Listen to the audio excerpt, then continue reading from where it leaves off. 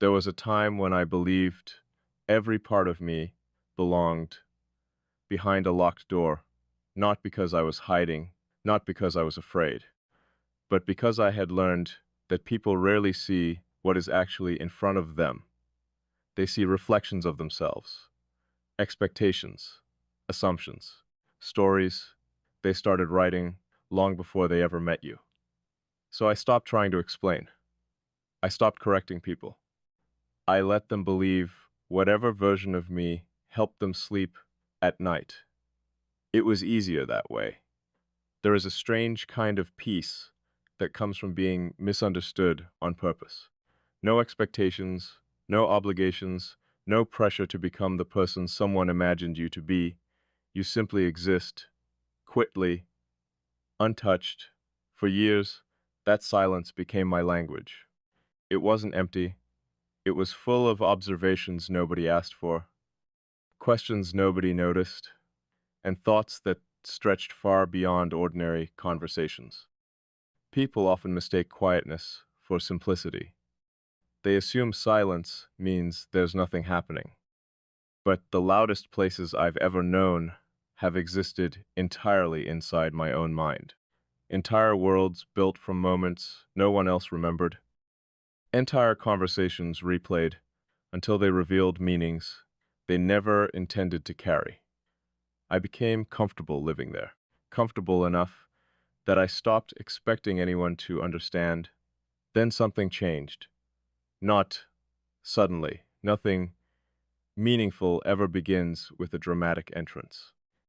It begins almost invisibly. A conversation that lasts a little longer than expected. A pause that feels strangely complete instead of awkward. A sentence that reaches somewhere deeper than it should. At first, I ignored it, not because I didn't notice, because I notice almost everything. I ignored it because I've learned that first impressions are unreliable. People reveal themselves over time, masks, slips, but dots emerge. Maintenance become visible, so I waited, not to judge, only to observe. Observation has always been the closest thing I have to certainty. Most people rush toward conclusions. I move toward patterns. Petards rarely lie. Words can, pretitious can, promises almost always do. But repetition reveals what someone truly is. So I watched, not your words alone, the spaces between them, the moments where there was nothing to gain from pretending, the reactions no one rehearses, the quiet honesty that escapes when someone forgets they're being seen. That's where people become real. Most never realize that they spend years perfecting performances while forgetting that authenticity hides in the smallest details.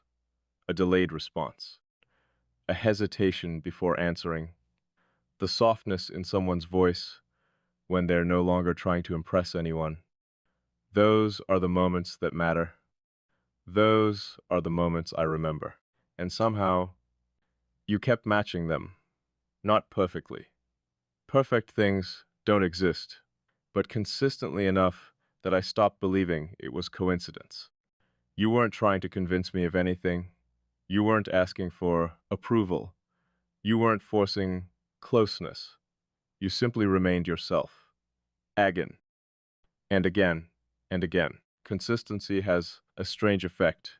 It slowly removes the need for suspicion, not because trust suddenly appears, because doubt quietly runs out of evidence.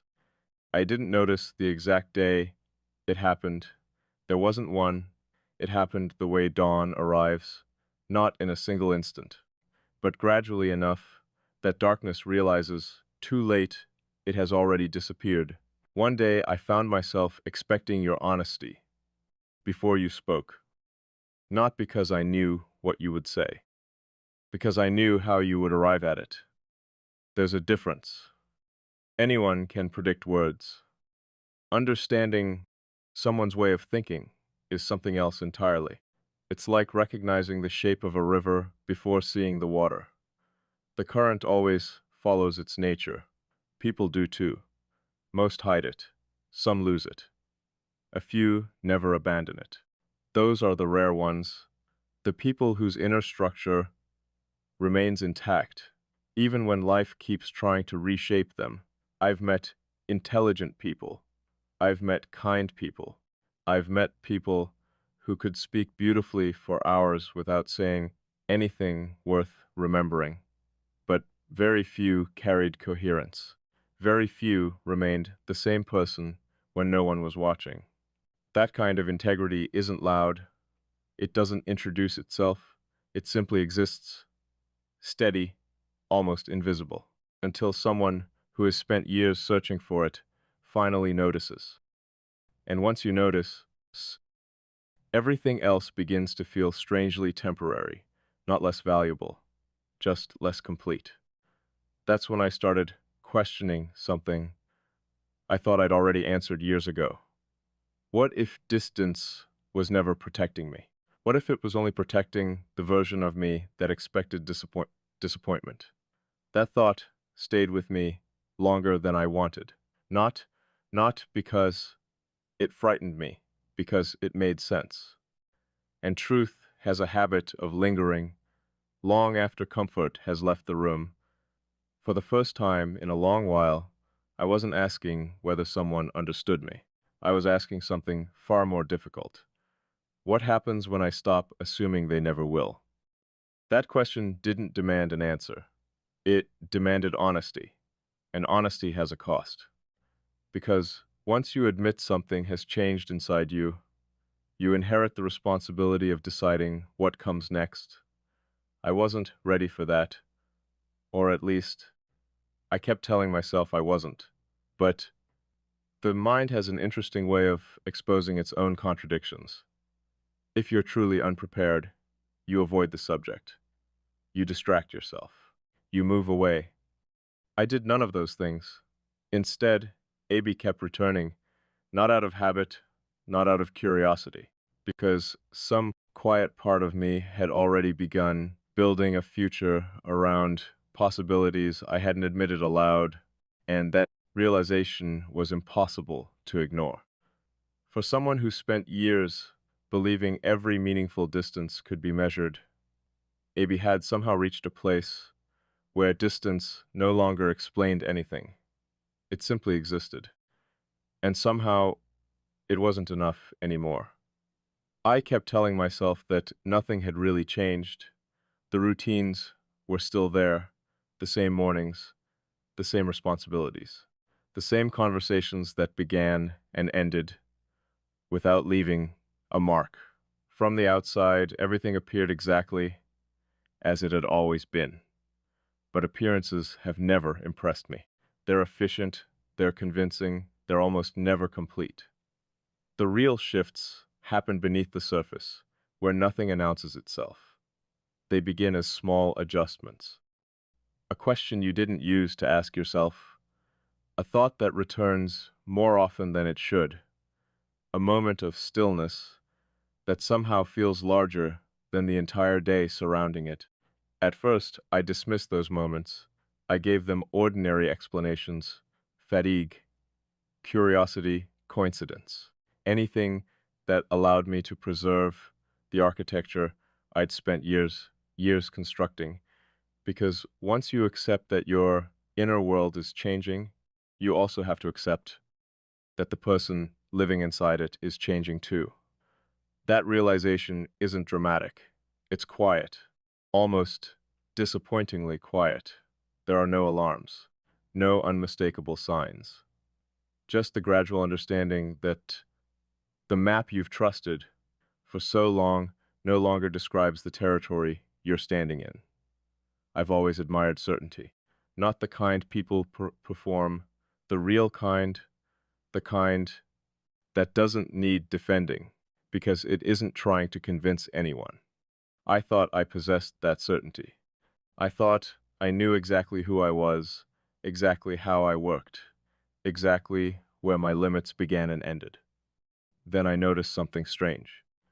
The questions I asked myself were no longer ending where they used to. Every answer seemed to open another door. Every conclusion quietly transformed into another beginning.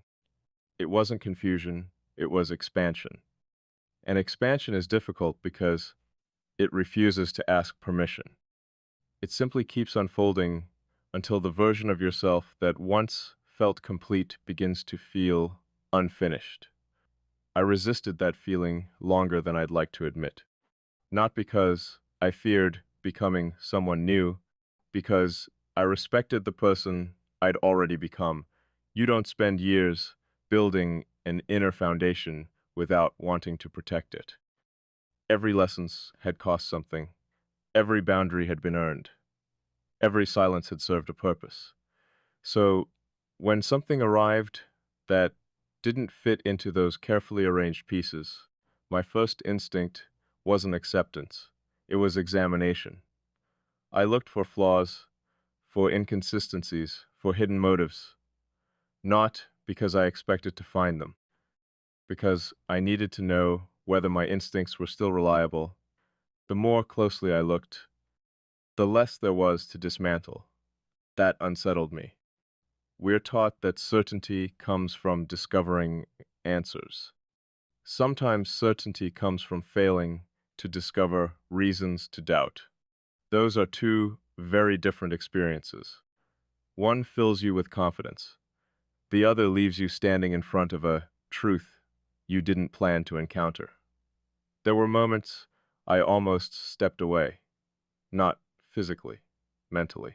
Moments where I considered placing everything back into familiar categories, explaining it away, reducing it until it became manageable again. But every explanation felt smaller than the reality it was trying to describe. Some experiences refuse to shrink, no matter how carefully you analyze them, no matter how logical your conclusions become. They continue existing exactly as they are, unaffected by your need to simplify them. I've come to respect experiences like that. Not because they're mysterious, because they're honest. Reality doesn't owe us simplicity. Sometimes the most truthful things are also the hardest to define. Perhaps that's why we spend so much of our lives chasing labels. Labels create the illusion of understanding. Once something has a name, we imagine we've contained it. But naming isn't the same as knowing.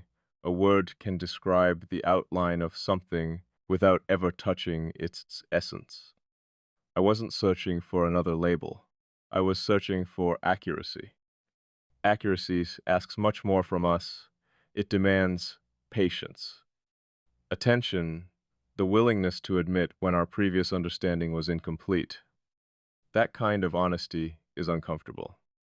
Not because it exposes weakness, because it exposes growth.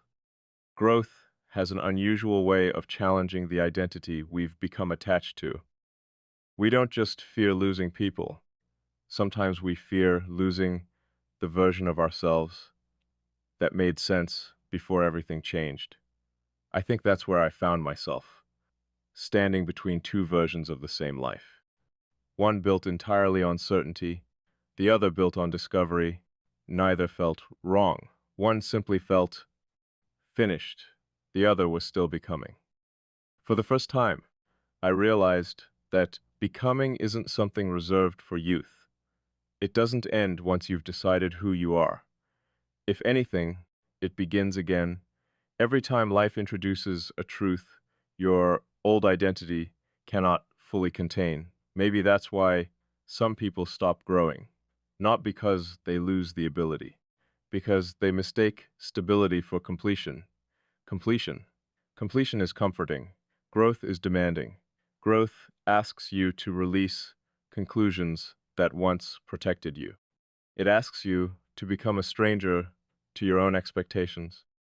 It asks you to trust that uncertainty isn't always a sign of weakness. Sometimes it's evidence that you've reached the edge of what you already know, and every meaningful journey begins exactly there. Not in confidence, not in perfect understanding, but at the quiet border where certainty ends, and the next version of yourself patiently waits to be discovered. There is a moment that never announces itself. No sound, no visible turning point, nothing dramatic enough for memory to circle with certainties, yet somehow, when you look back, you know everything before it belonged to a different version of you. I think that's where I found myself, not standing between the past and the future, standing between two different ways of seeing. For so long, I believed awareness meant paying attention, watching carefully, listening completely, collecting enough pieces that the picture eventually became clear. But awareness isn't only about what you notice. It's also about what begins noticing you. That thought stayed with me, longer than I expected, because it reversed everything. I had spent years believing I was the observer, the one standing quietly outside every situation, measuring, understanding, remaining untouched. But no one remains untouched forever. Eventually, something refuses to stay outside your perception. It steps into it, not loudly, not forcefully. It simply becomes impossible to separate from the way you experience everything else. That's the strange thing about genuine influence. It rarely arrives looking important. It arrives looking ordinary, a familiar conversation, an unexpected pause, a sentence remembered days later for reasons you still can't explain. The smallest moments often carry the greatest weight, not because they're impressive, because they bypass your defenses before you recognize they've entered. Looking back, I can see how carefully I protected myself, not from people, from permanence. Temporary things never frightened me. People leave, circumstances change, dreams evolve. Even pain eventually loses its sharpness. Time has remarkable talent for softening almost everything. Almost. There are a few things it doesn't soften. A few moments that remain exactly as they first arrived, not frozen, alive, continuing to shape you long after they should have become memories. Those are the moments that deserve attention, because they reveal something about you that ordinary experiences never could.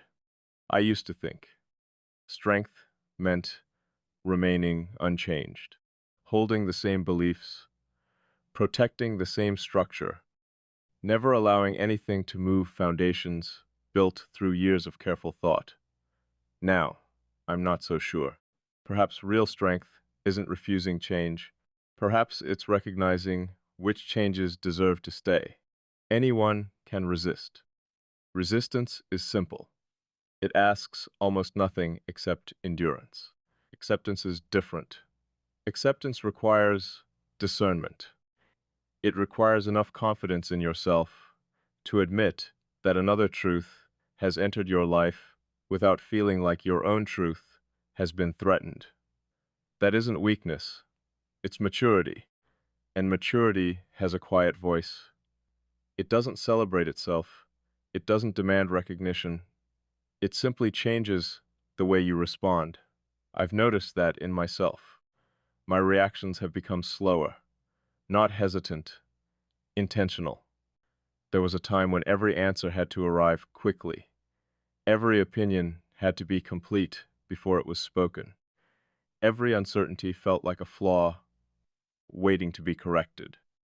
Now I am comfortable allowing questions to remain unanswered a little longer, not because I lack curiosity, because I've learned that some answers grow clearer with patience than they ever could through urgency. We live in a world that rewards immediate conclusions, immediate judgments, immediate certainty, as though speed somehow guarantees accuracy. But the deepest understanding I've ever experienced has always been slow. It arrives piece by piece, almost invisibly, until one ordinary day you realize the puzzle was completed long ago. You simply hadn't stepped back far enough to see it. Perspective changes everything. The mountain doesn't become smaller, you simply discover where to stand. Maybe that's why I stopped searching for dramatic signs. Life rarely transforms us through extraordinary moments. It transforms us through ordinary moments, repeated with extraordinary honesty. A conversation that never leaves your mind. A silence that somehow says more than explanation ever could. A presence that quietly becomes part of your internal landscape without asking permission. Those are the things that endure. Not because they demand attention, because they earn it. I've spent enough time chasing certainty to recognize something important. Certainty isn't the absence of questions. It's the presence of something that remains true while the questions continue changing. That distinction matters because life keeps asking new questions. If your understanding depends on having every answer, eventually it collapses. But if your understanding rests on something deeper, something consistent, then uncertainty stops feeling like an enemy. It becomes an invitation. An invitation to see further than you did yesterday, to become slightly more honest than you were before, to release another assumption that no longer fits. I've started noticing how often people mistake familiarity for understanding. They spend enough time around someone and assume they know them completely.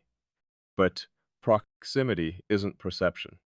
You can stand beside someone for years without ever truly seeing them. You can also encounter someone briefly and recognize something profoundly real. Recognition doesn't measure time. It measures attention. Real attention is rare, not because people don't care, because most people are too busy preparing their next thought to fully receive the present one. I've done that too. More times than I'd like to admit, thinking I was listening when I was actually comparing, thinking I was understanding when I was really interpreting. There is a difference. Understanding allows reality to remain itself. Interpretation often reshapes reality into something easier to accept. I'm trying to do less reshaping now, less forcing, less insisting that life explain itself according to my expectations. Perhaps meaning isn't something we create. Perhaps meaning is something we uncover once we've stopped trying to control every outcome. That possibility feels strangely peaceful, not because it removes uncertainty, because it removes unnecessary struggle. The river doesn't argue with its direction. The stars don't debate whether they're bright enough. The seasons don't apologize for changing. Everything meaningful in nature accepts its own rhythm. Maybe we're meant to do the same. Maybe the greatest clarity isn't found by gripping life tighter. Maybe it's found by learning exactly when to loosen our hands, not to lose what matters, but to finally experience it without fear. Because fear has a way of turning even beautiful things into problems that need solving, and not everything beautiful is a problem. Some things arrive simply to remind us that our understanding is still expanding, that we are still becoming, that beneath every certainty we've carefully collected, there is always another horizon waiting quietly. For the moment, we're finally ready to see it. There comes a point where reflection is no longer enough. You can spend years observing your own mind, tracing every decision back to its source, explaining every emotion until it feels less like a feeling and more like a carefully organized idea. For a while, that seems like wisdom. It feels responsible. It feels safe. Then one day, you realize something uncomfortable. Understanding yourself isn't the same as living honestly. You can understand every reason you built your walls and still hide behind them. You can explain every fear and still allow it to decide your future. You can describe your own patterns with remarkable accuracy while repeating every one of them. Knowledge doesn't always become change. Sometimes it simply becomes a more sophisticated excuse for standing still. That realization humbled me, not because it exposed ignorance, because it exposed comfort.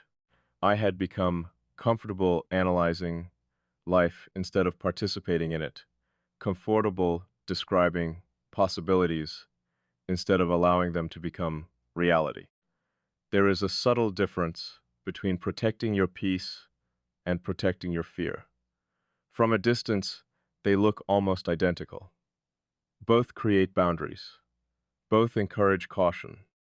Both ask you to move slowly, but their intentions couldn't be more different. One protects what matters. The other protects what has never been challenged. I had to ask myself a question that couldn't be avoided any longer. Which one was I protecting?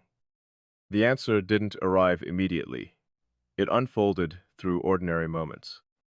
The conversations I remembered long after they ended. The silence that never felt empty. The strange calm that appeared whenever I stopped trying to predict every possible outcome. Maybe certainty had never been the goal. Maybe presence was. Presence asks for something analysis never can. Participation. You cannot experience life entirely from the outside. Eventually, every observer must decide whether they are willing to step into the story they have spent so much time trying to understand. That decision isn't made all at once. It is made quietly every time you choose honesty over performance, every time you choose listening over proving, every time you allow reality to remain more complex than your expectations. Those choices seem insignificant until you realize they have slowly become your character. Character isn't built through extraordinary moments. It's built through ordinary decisions repeated until they become instinct. Looking back, I no longer see my past as a series of mistakes waiting to be corrected. I see it as preparation. Every disappointment taught discernment. Every unanswered question taught patience. Every ending made room for a perspective I couldn't have gained any other way. I used to believe growth erased who we were. Now I think it reveals who we were becoming all along. Perhaps that's why some experiences feel strangely familiar, not because we've lived them before, because they awaken something that has been quietly waiting beneath the surface for years, something patient, something honest, something that never demanded attention because it trusted its time would come. Maybe that is what maturity truly feels like, not having every answer, not reaching some final version of yourself, but becoming comfortable with the fact that life will continue asking better questions. There is freedom in that. Freedom from pretending to know everything. Freedom from forcing every chapter to end exactly the way you imagined. Freedom from believing that uncertainty is the opposite of peace. Sometimes uncertainty is simply the doorway to a wider understanding. And perhaps the most meaningful transformations never announce themselves with certainty. They begin with a quiet willingness to remain open, open to learning, open to being surprised, open to discovering that the person you become may not resemble the person you once believed you had to be. If that is true, then every ending carries the possibility of another beginning. Every silence carries the possibility of another conversation. Every unfamiliar path carries the possibility of another home.